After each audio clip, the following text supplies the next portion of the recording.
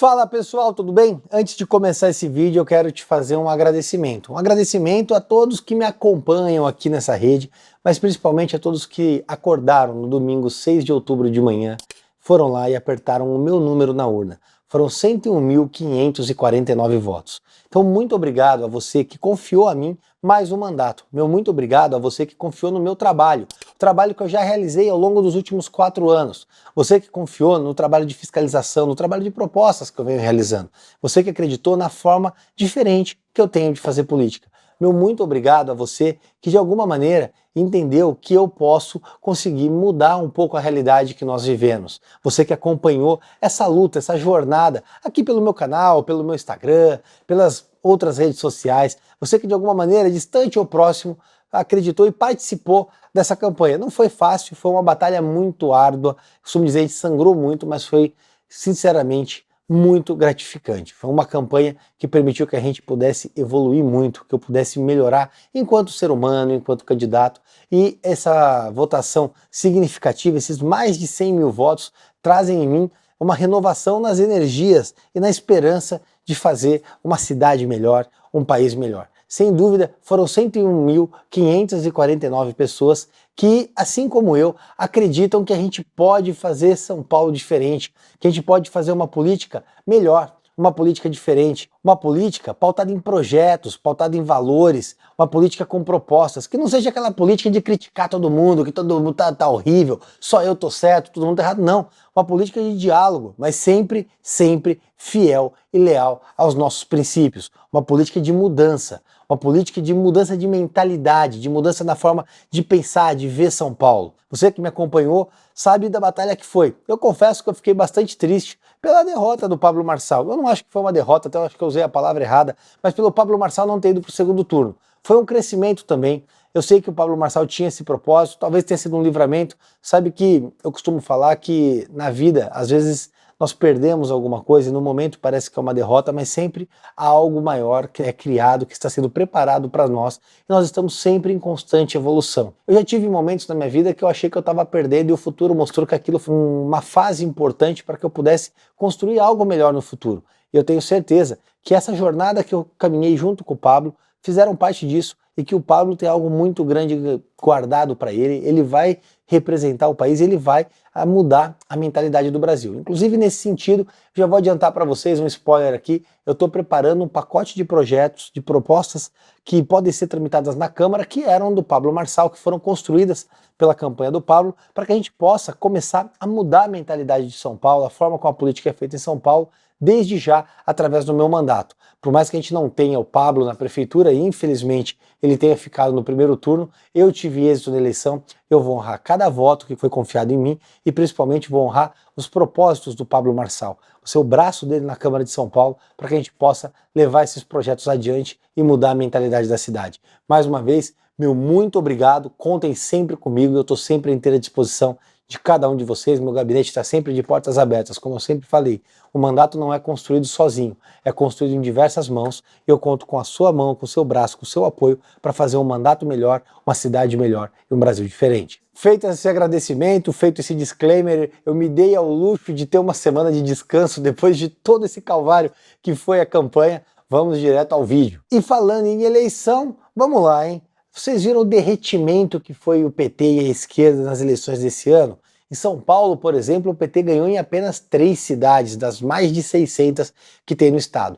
Mas o número acachapante vem justamente dos estados do Nordeste, onde houve um derretimento abissal da esquerda. O número que nós temos mostra que o PT derreteu no Nordeste e o Lula perdeu a sua base para 2026. Ligou o sinal vermelho no QG da esquerda lá em Brasília. A lista é grande, mas eu vou mostrar para vocês os principais municípios. Na Bahia, Salvador, Bruno Reis do União Brasil foi eleito em Salvador. Em Feira de Santana, José Ronaldo do União Brasil foi eleito.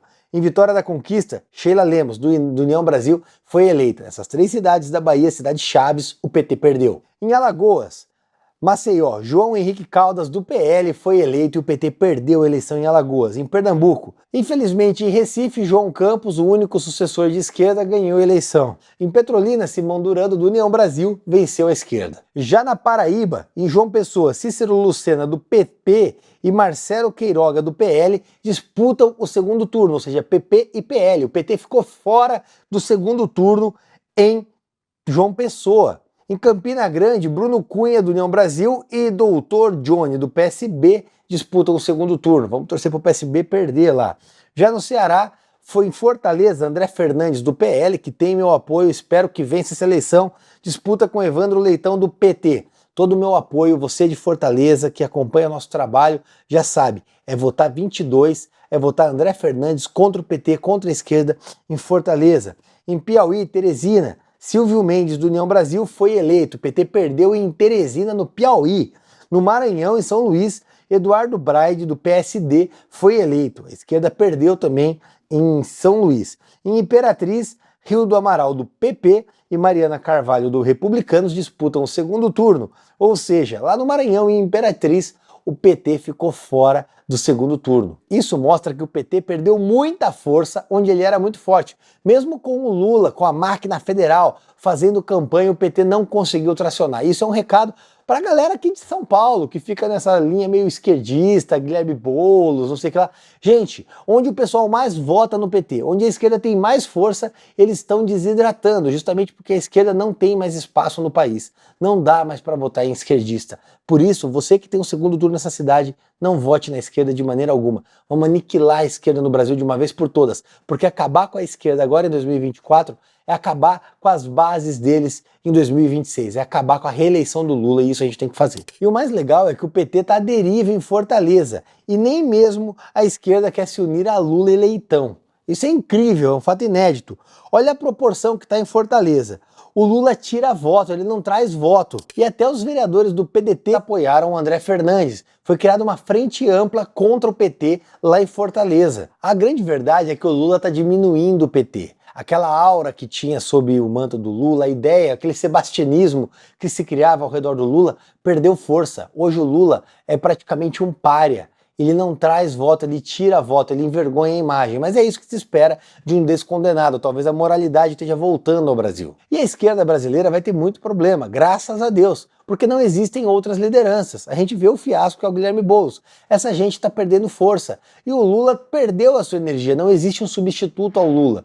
E o que vai acontecer é o fim da esquerda em pouquíssimo tempo, e eu conto com você para isso. Tamo junto nessa? E diferente do Kassab, que se mantém ali próximo do PT, o ACM Neto foi bastante claro, hein? Lula perdeu o capital político e há caminho aberto para ser enfrentado em 2026, disse ACM Neto. O ACM ele fez um balanço interessante. A ausência do presidente Lula, a ausência do Lula, que historicamente participou de maneira ativa das eleições municipais, nas eleições passadas o Lula se envolvia mais que agora. E mesmo os vídeos que o Lula gravou, ele não conseguiu tracionar nas campanhas, ou seja, ele perdeu força e perdeu popularidade, segundo a ACM Neto. E a verdade é que muita gente está vendo o Lula como prejudicial na campanha, e por isso está deixando ele lá no cantinho, escondidinho. E a grande constatação é a seguinte, para 2026 o Lula chega cambaleando, ele chega meio turbulento, assim, meio quase caindo, e é a hora da gente derrotar a besta de uma vez por todas. E vamos lá, gente, você pode não gostar do Bolsonaro, ninguém é obrigado a gostar de ninguém, mas você tem que concordar que entre o Bolsonaro e o Lula, o Bolsonaro era muito melhor. Não tem como a gente pensar diferente. Nem que fosse só pela questão econômica.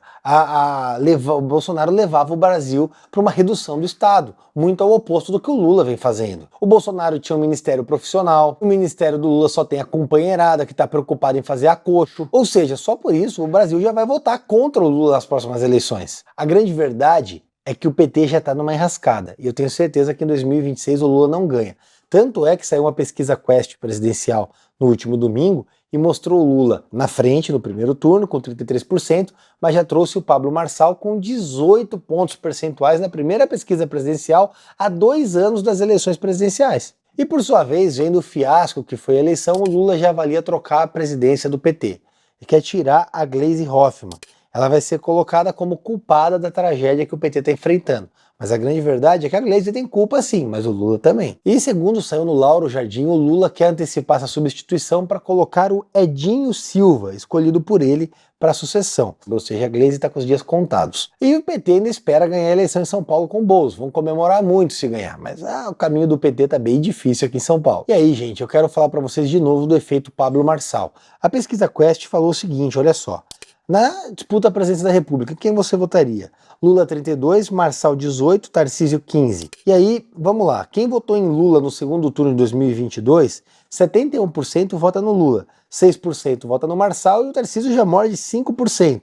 Quem votou em Bolsonaro no segundo turno de 2022, vota hoje no Lula 4%. Essa galera eu queria entender mesmo. Como é que o cara votou no Bolsonaro no segundo turno de 2022 e agora vota no Lula? Mas são 4%. Desses, 33% votam no Pablo e 32% no Tarcísio. E olha que interessante, dos que votaram em branco no segundo turno, 14% votam no Pablo Marçal.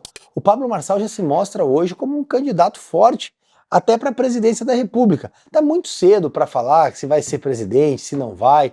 Ainda faltam 2 anos, tem muita água para passar embaixo da ponte. A grande questão é que o Pablo Marçal, mesmo não tendo ido para o segundo turno, foi um grande vitorioso dessa eleição. Ele conseguiu trazer suas propostas. E é interessante, o custo-voto dele foi pouco mais de R$2. Ele mostrou que uma ideia, uma proposta, algo legítimo com a sociedade, tem realmente um peso muito grande. Para o desespero daqueles que querem ser donos de uma certa narrativa, ou para o desespero daqueles que fazem parte da antiga política, o Pablo Marçal traz uma nova forma de fazer política. Eu acho que ele vai contribuir muito com a direita, que na minha leitura ela vai se unir, se aglutinar e a gente vai conseguir impor uma grande derrota ao Lula nas eleições de 2026. E inclusive, volto a dizer, estou preparando um pacote de projetos que foram apresentados pelo Pablo Marçal ao longo dessa campanha para implementar em São Paulo, protocolar eles na Câmara de São Paulo. Tem muitas contribuições que vão mudar e muito a realidade das pessoas em São Paulo e eu quero ser o braço do Pablo Marçal e eu serei o braço do Pablo Marçal na Câmara de São Paulo para realizar essas mudanças e para isso eu conto com cada um de vocês. Vamos juntos construir uma nova cidade através desse mandato que no meu caso já começou agora, porque eu não parei de ser vereador, o trabalho continua e os projetos começam a partir de agora. Não vou esperar reiniciar o próximo mandato de 2025, não. Tudo isso começa agora, eu conto com vocês para isso. Tamo junto e vamos construir uma nova realidade, vamos mudar a mentalidade de São Paulo e do Brasil.